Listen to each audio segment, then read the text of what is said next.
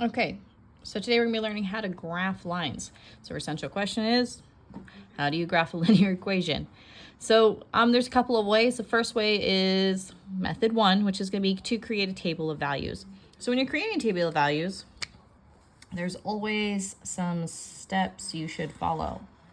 So step one is create input-output values. Steps number one, create input-output tables. All right. After you create your input-output tables, you're going to choose X values. Okay, so the X values are the input. We'll highlight the E2 since it's part of the word choose. After you do that, step three is you're going to evaluate the output values. Output is Y. And then finally, plot the points and connect with the line, because remember our goal is to graph lines. So we have some equations here.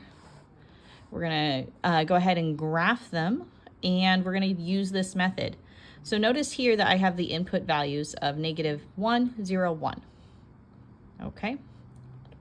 And for me, when I'm creating an input-output table, surrounding it around 0 is helpful. So you could have done -2, -1, 0, 1, 2. Some teachers really like you having to have 5 points. For me, 3 is actually enough to make a line.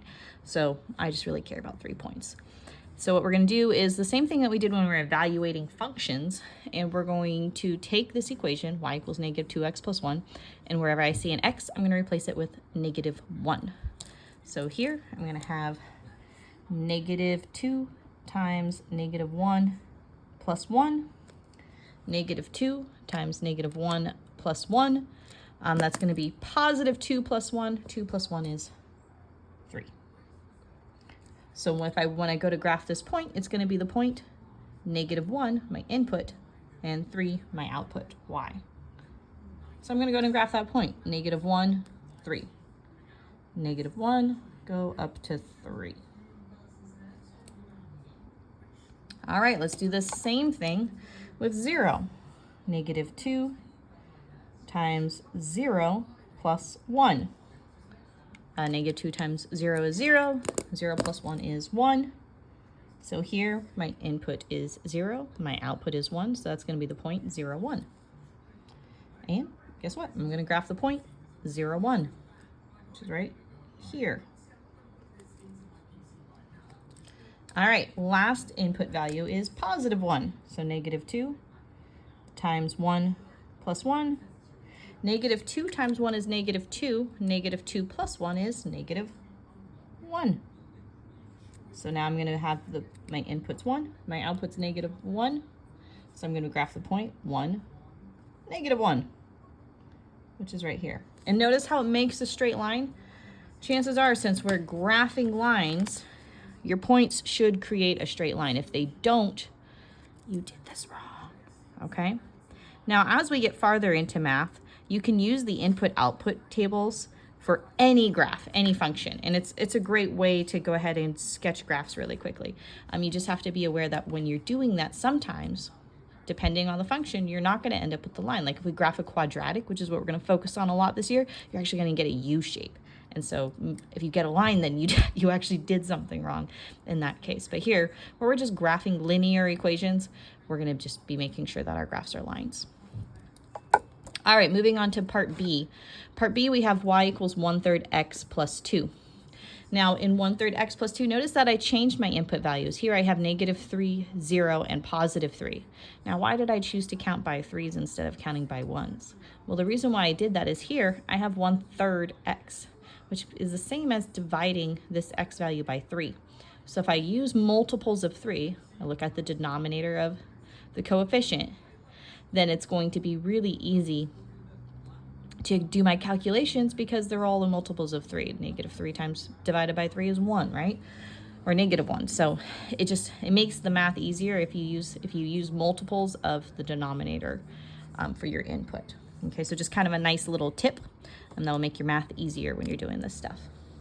So same thing, I'm going to rewrite the equation, and wherever I see an x, replace it with my input. So for this first one, I have 1/3 times -3 plus 2. Now 1/3 times -3 is -1, because again, -3 divided by 3 is 1, -1. So -1 plus 2 is +1.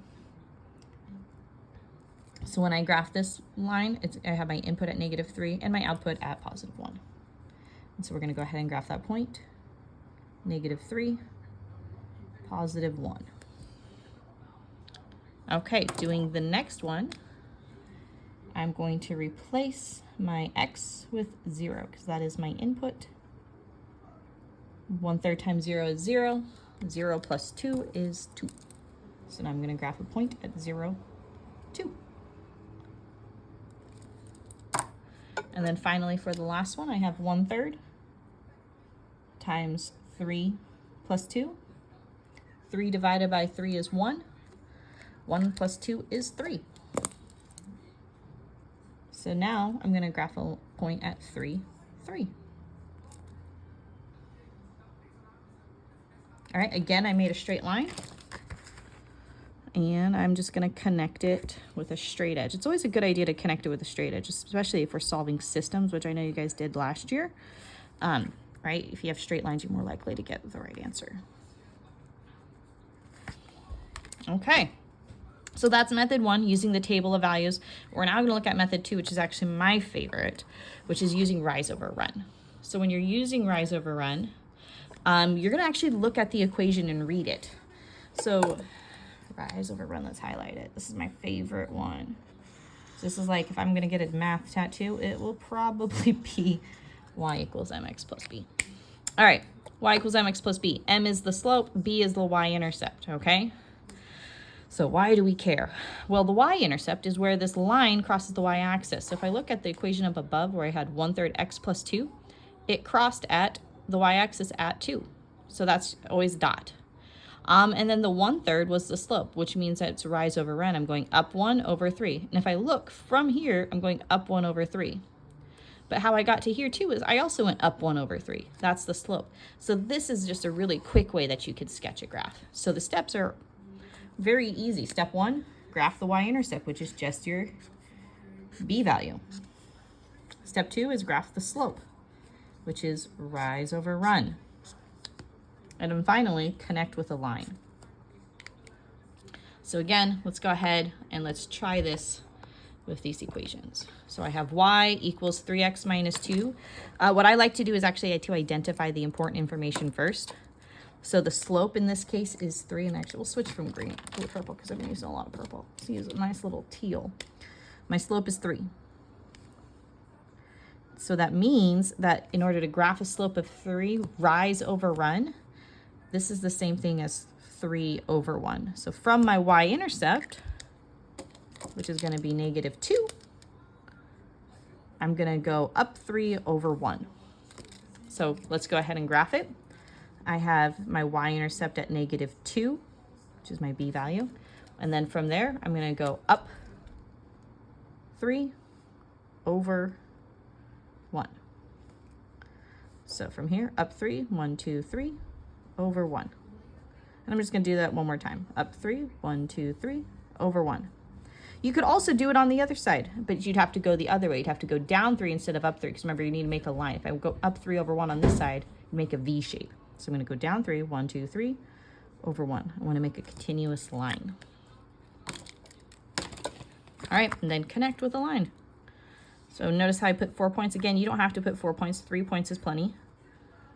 But do make sure you connect them with a line. Okay, and notice how you put arrows at the end of it. That means that this pattern goes off until infinity. If you don't put arrows on your lines, you will get it wrong, okay? So last one, y equals -1/2 x. Here, my slope is -1/2. And I actually prefer the fraction ones because they are as they look. So for a negative slope, we're actually going to go down, but then we're still going to go to the right, okay? And then my y-intercept in this case is 0. Now the reason why it's 0 is because there's nothing here. So my y-intercept is 0. Okay, so if there's no b value, your y-intercept is 0. So let's go ahead and graph it. Start with my y-intercept, put a dot at 0, or y is 0. And then from here, I'm going to go down 1 over 2. Down 1 over 2. And then do that on the other side. Up 1 over 2. Up 1 over 2. Going to the left instead of to the right. And I actually moved that one a little bit too far over, so we're just going to ignore it. And then connect with the line.